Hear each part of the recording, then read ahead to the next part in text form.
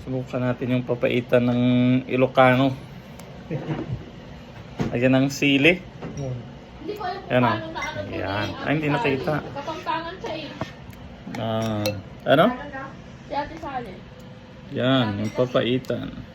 Magkalapit lang. Parang amoy tae ah.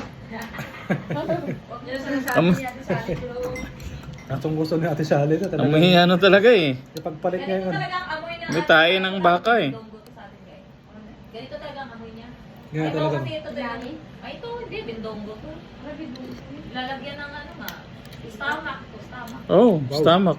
Sarap. Eh? Oh. Wala yung ano, yung umay. Mm. Kung ano, gusto ko. Ang sarap. Sarap.